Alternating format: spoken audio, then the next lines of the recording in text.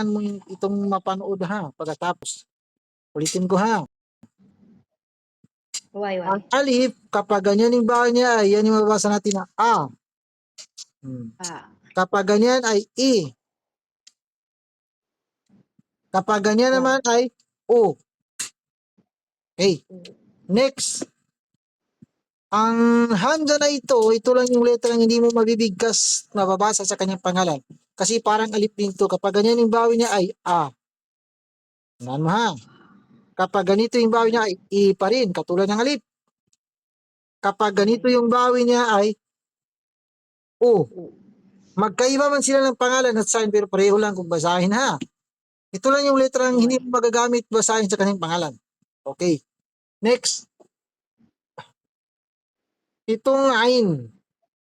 Ang ain na sabihin mo, ain. Ain.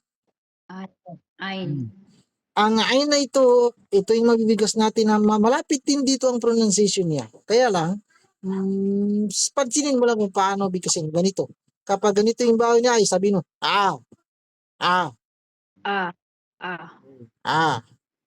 Kapag ganito yung bawi, sabihin mo, ay. Okay. Kapag ganito ay sabihin mo, au. Kung hindi mo alam kung paano timingan ito bigasin, magagawa mo na lang alif. At least alam mo. Yan, okay. Magkasing pareho sila ha. Ilagay natin, pagsamahin natin itong tatlo. Ang halimbawa nito ang nangayon, halimbawa, assalamu alaikum. Ang alaikum ay ganyan. Ganyan. Alaikum. Yan ang ain. Okay? Next. Kasi diretso ko na ito paliwanag itong ituturo ko sa iyo. Lahat manunod ha kasi mamaya lahat kayo dito, itong si Nurhuda, ang Fatima, Rahman, Siti Marian, si Bibias, mamaya tatanungin ko kayo kung ano yung naintindihan dito sa tinuturo ko. Sige. Okay, manood kayo lahat. Aron sa mayroon naman masabay mayroon naman kakabahan dito. Okay. Ito. Ang letrang ta, sabihin mo. Ta.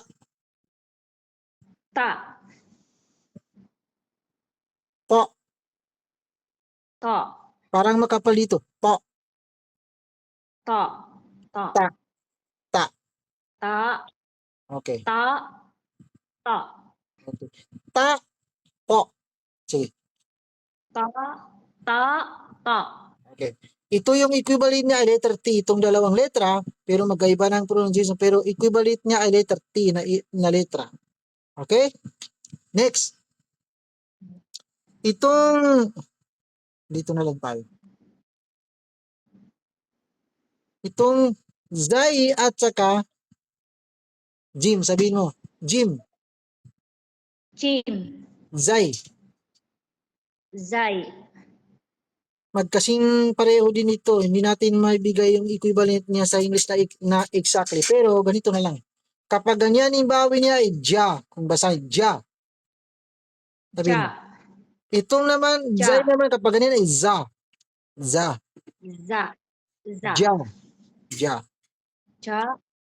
Okay. Kapag ganito naman yung bawi niya ay zu. Ito naman ay ju. Okay, yun yung pinagkaiba. Kapag ang bawi niya ay dito sa baba ay halos magkapareho. Z, ito naman ay G. Ito ay Z. Okay. Next. Itong kambal niya na ganyan.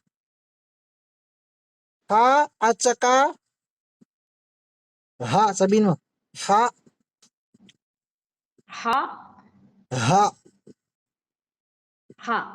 Magkaiba ng pronunciation ito pero ito ay letter H ang equivalent niya sa English. Okay? Next. Itong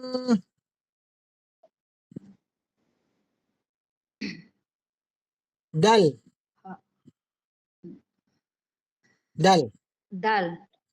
Ito yung equivalent niya ay letter D. Okay. Next. Itong sabihin mo, bod. Ang letrang bod na ito, wala itong equivalent sa English letra pero malapit din sa letter D kagaya ng waladhdallin. Yan siya. Yan ang dod. Yan.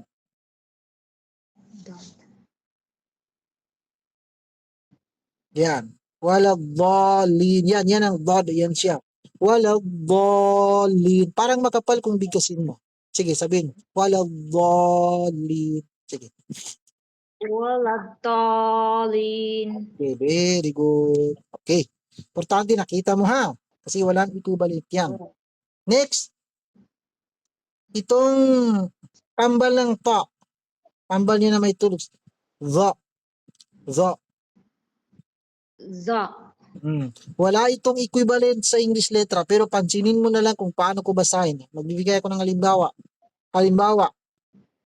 Kuntu minal zalimin. Mim.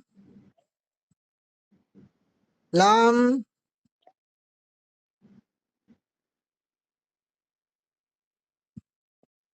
Minal zalimin. Sabihin mo.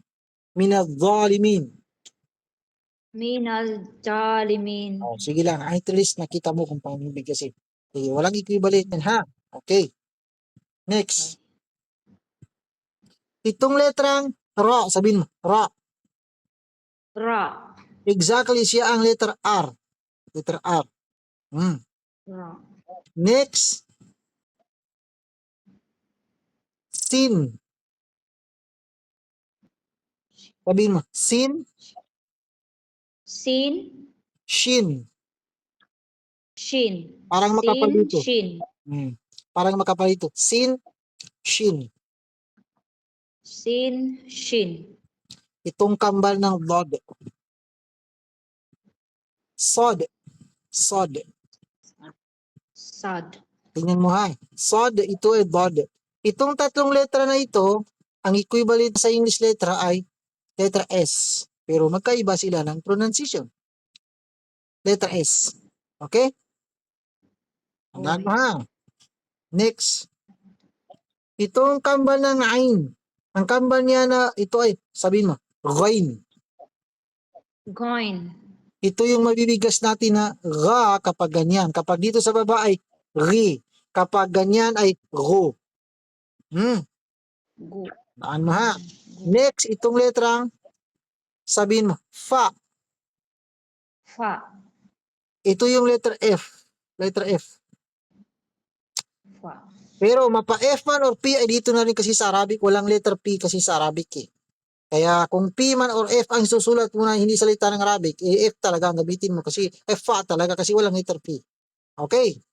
Ay itong kambal niya na dalawang tuldok, ito ay qaf. Qaf. Qaf. Ito naman ay sa pronunciation, pag ibahin mo yung pronunciation, ito ulitin mo. Qaf.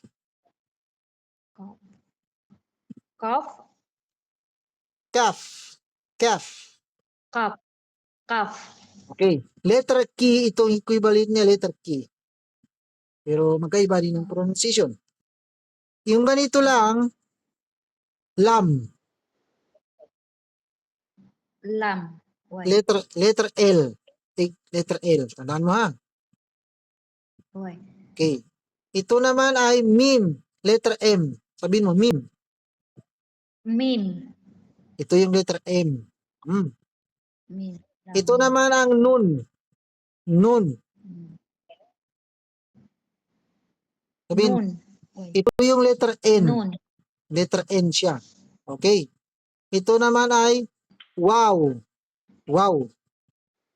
Waway. Ito yung W. W. Okay. Ang lam at saka lam alif ay pareho lang ito. Ito ay letter L pa rin. Lam alif. Sabihin mo lam alif. Lam alif. Letter L pa rin ito. Letter L pa rin sila. Ito na yung hamza na isulat ko na kanina. Hamza at saka ya. Iya. Letter Y. Iya. Ya. Ganyan din pwede mo makita na ganyan ang ya. Ganyan. Ya. Letter Y. Iya. Ang ba, letter B. Ba. Sabihin mo. Ba. Ba. Siya yung letter B. Ba. Ba. Okay. Ang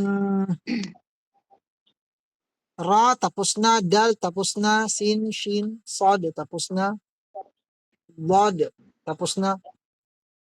Pa, za, tapos na. Fa, kaf, kaf, lam, mim, nun, wow. Ha, tapos na. Ito na yung last. Yeah. Ito na yung last. Sa, at saka itong kambal ng dal. Dal, at saka itong kambal ng ha. Dito yung tulok na ito ay sabihin mo. Sa, Pa. dal, dal. Zal. Yan, Dal. yan, tama. Marunong ka mag-pronounce ng dal. Ito naman ay pakugol ka, sabihin mo. Kha, kha. Kha. Yan. Kha. Okay. Siya nga pala, nakalimutan kong sabihin sa'yo. Nakakita ka naman ng Arabic alphabet na may pangalan sa English o wala pa? Meron ustad, lagi ko yung binabasa din para Okay. alam. Ngayon, alam mo na, sabihin ko sa'yo mula ngayon, kung susundin mo, hindi ko alam kung maniniwala ka kung hindi. Kasi kung maniwala ka, hindi ko inalam. Kung hindi ka maniniwala, hindi ko inalam. Pero ito yung sasabihin ko sa'yo. Mula ngayon, ay iwan mo na yung Arabic alphabet na may pangalan sa English. Huwag mo nang tinang. Kalimutan mo na yung tinuro sa'yo doon na pangalan niya kasi ililigaw ka talaga, lulukuin ka talaga ng pangalan na yun sa English later. Hindi totoo na nagtuturo yan. Maliligaw ka talaga. Mula ngayon, nandito na ako, panoorin mo yung video, panoorin mo paulit-ulit, ha? Okay? Inshallah. Okay. Huwag ustad. Aton tayo na! Uy! Ilalisin na! Uy!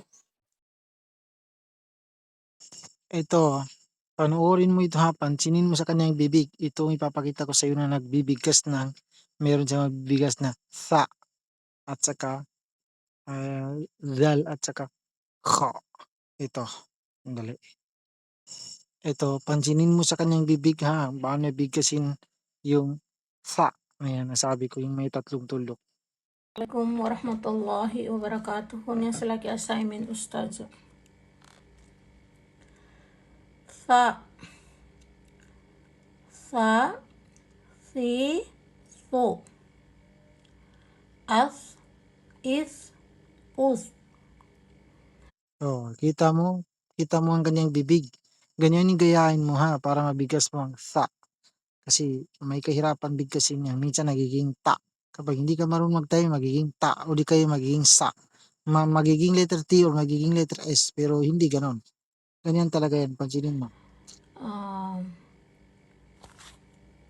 Misqala. Masna wa sulasa. Syukran. O yan. Kita mo. Dito naman sa dhal. Maghanap ako dito. Dali. Isma rabbikal a'la. Ito. Pansinin mo dito sa pagsabi ng al-zi. Zi. Yan ang letrang dhal. Pansinin mo. Yan. Alladhi khalaqa fasawwa. O, kasali na ang kha. Nandiyan na ang kha. Dhal at saka kha. Ay sinulat ko kanina, yan diya. Pansinin mo kung paano niya bigkasin. Ulitin natin. Yan o. Sabbih isma rabbikal a'la. Alladhi khalaqa fasawwa. Oh. Ang V at saka kha. Kung paano bigkasin. Hanap tayo ng iba dito. Dagdagan natin. Alladhi khalaqa fasawwa. Oh, meron pa dito. Sumunod, pansinin mo rin. Walladhi akhrajal. Pansinin mo kung paano bigkasin ang dhal at saka dito sa kha. والذي قدر فهدى والذي أخرج المرعى. Hindi masyadong maganda yung bigkas nito sa akhraja. Naging akh. Hanap tayo ng iba. Ito. الذي خلق فسوى والذي قدر فهدى والذي أخرج المرعى والذي أخرج المرعى. Oh, yun. Ulitin natin ha. Yan. الذي أخرج المرعى. Ganon. Walladhi akhrajal mar'a. Tingnan natin yung iba. فجعله غثاء أحوى فلا تنسى Oh, dito rin sa dito sa pagbigkas niya ng sa yan yung letrang sa na may tatlong tulok. Pansinin mo sa kanyang bibig. Ito. نقرئك فلا تنسى Yan. Okay na yan. Okay na yan. At least meron ka na nakita kung paano bigkasin ng sa, zal, at saka kha.